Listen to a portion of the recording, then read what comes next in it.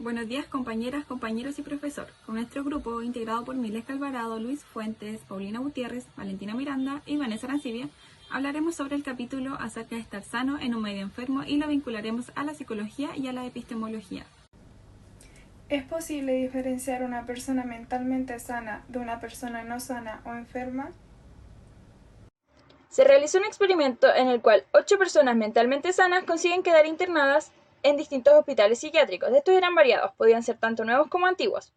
Para este experimento, los pacientes debieron intercambiar sus nombres para que no quedara registro en sus antecedentes, y aquellos que estaban relacionados con el área de la salud cambiaron su profesión para no ser tratados de manera distinta. Primeramente, se hacía una llamada para congeniar una cita para la fecha de su internación. Y luego de esto, cuando ya era la hora de la cita, cada uno tenía que contar sus síntomas. Para esto se utilizó síntomas existenciales, los cuales consistían en que ellos declaraban escuchar voces, las cuales eran de su mismo género, y les decían palabras tales como vacío o soledad. Sin contar los síntomas y los cambios de nombre, ningún participante realizó cambios en su persona. Es decir, los acontecimientos de su vida, sus experiencias sociales, familiares y laborales fueron tal como habían sido. Al ser internados, dejaron de inmediato los comportamientos anormales. Comenzaron a actuar tal como lo harían en su vida diaria. Las personas normales no se consideran como sanas. Los participantes del experimento no fueron reconocidos como personas sanas por el personal de ninguna de las clínicas, pero sí por algunos de los pacientes. Hubieron reportes de pacientes afirmando de que habían profesores y reporteros. Esto se debe a un error de tipo -2, el cual significa de que los profesionales tienden a considerar enferma a una persona sana, que es un positivo erróneo, porque es preferible diagnosticar a una persona como enferma estando sana que diagnosticar como sana a una persona estando enferma. Las clasificaciones psicodiagnósticas se pegan. Cuando una persona, por ejemplo, es diagnosticada con esquizofrenia, no hay nada que se pueda hacer para librarse de ello. Se podría decir que se crea una realidad alterna en la cual se distorsiona la forma que tienen las demás personas según la psicología gestáltica. Existen características centrales en la personalidad de los individuos que son tan poderosas que logran teñir otros ámbitos de su conducta. En la anamnesis no fueron cambiados los datos ni las vivencias, exceptuando por los nombres y sus profesiones. A pesar de llevar una vida normal, fueron internados. Esto se debe a que los especialistas crearon una imagen de vida en el paciente en base al diagnóstico. Se vieron distorsionadas las características de los casos para que tuvieran coincidencia con el trastorno diagnosticado. Esto no fue de manera intencional. Sin embargo, si hubiera sido una persona considerada sana, sus vivencias y relaciones hubiesen sido interpretadas de otra manera. La vivencia de la hospitalización psiquiátrica. El término enfermedad mental fue inculcado por aquellas personas que buscaban una mejoría en la calidad de vida de los que antes eran considerados como locos o como brujas. Se intentó equiparar el padecimiento físico y fisiológico con aquellos padecimientos mentales. Esto generó un gran cambio y una mejoría en la calidad de vida de estas personas, además también de mejorar sus terapias y tratamientos. No obstante, no se ve de igual manera a una persona que tiene una fractura en la muñeca a una persona que padece esquizofrenia, ya que la persona que está fracturada no significa una amenaza para un observador. En cambio, un esquizofrénico que está descontrolado sí lo puede ser. Los sentimientos que provocan en la gente y la actitud que la gente tiene hacia ellos se deben a que generan temor e incertidumbre en los demás.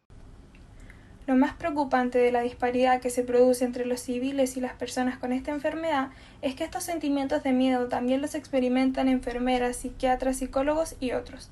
Estas situaciones pueden ser perjudiciales para el paciente, pero no están previstas. La estructura típica de un hospital psiquiátrico mantiene una estrecha separación entre el paciente y trabajadores.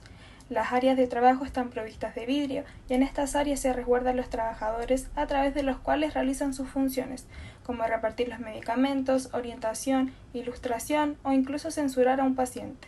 Se intentó medir en qué medida se mezclaban ambas partes y resulta que mientras más alto sea el cargo del profesional de servicio, menos tiempo pasa con los pacientes. Otra área que se ha estudiado es el contacto verbal y visual, obteniendo como resultado la evitación del contacto tanto verbal como visual, reduciendo la comunicación y en algunos casos siendo esta nula. Impotencia y despersonalización. La comunicación verbal y el contacto visual reflejan interés en la otra persona. En consecuencia, la falta de ambos significa evitación y la despersonalización del otro. Otras actitudes preocupantes son los castigos que algunos internos aplican a los pacientes, tales como golpes, gritos y humillaciones, los cuales se detenían en presencia de otro profesional, ya que un empleado de la clínica es un testigo, pero un paciente no lo es. En primer lugar, las actitudes de todas las personas, incluidos los terapeutas, hacia las personas con trastornos mentales, y en segundo lugar, la estructura jerárquica que tienen los hospitales psiquiátricos, agregando además las grandes cantidades de sustancias psicotrópicas.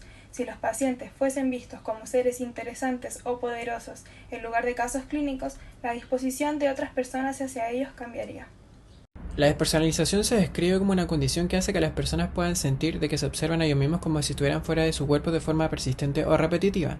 También suelen percibir que la realidad de las cosas que los rodean no son reales. Esto según Bell, el 2019. Sean O'Connor era una persona que padeció su primer episodio de despersonalización hace más de una década. Le llevaba a sentirse desconectado de la realidad, sintiendo en ocasiones como que si las paredes se cerraran, y cuando hablaba con sus padres él sentía de que esa no era su voz. Estos son algunos de los síntomas que los puede llegar a sentir una persona con este trastorno, aunque igualmente en cada persona la situación puede ser distinta. Consecuencias de la estigmatización y la despersonalización. La necesidad que existe de curar y diagnosticar a las personas es enorme, pero en vez de asumir de que recién estamos comenzando a entender los trastornos, se siguen encasillando a los pacientes bajo un sello como sería el de maníaco depresivo o el de esquizofrénico. Es alarmante la cantidad de personas que podrían estar internadas por error.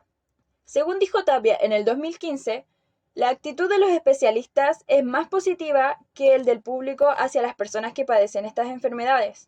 Aún así, tienen conductas negativas, sobre todo al pensar en el diagnóstico, en el tratamiento y sobre todo en la cura de estas personas. Como grupo creemos que este es un tema sumamente importante y que de alguna forma no está tan visibilizado por la población. La sociedad tiene muchos prejuicios hacia una persona con un trastorno. Se les descalifica, se les invisibiliza y hasta se le trata de locos. Es un tema que se debe tratar en la actualidad para poder cambiar este estigma que se tiene hacia estos individuos. Además, la relación entre médico, enfermera y paciente debería cambiar. Se debería tener más cercanía con los pacientes. Deberían poder tener una conversación real y dejar de estigmatizarlos. Tener más centros de intervención en los cuales puedan ayudarles realmente. En el estudio realizado se dejó evidenciado la falta de comunicación entre estos sujetos y lo perjudicial que llega a ser.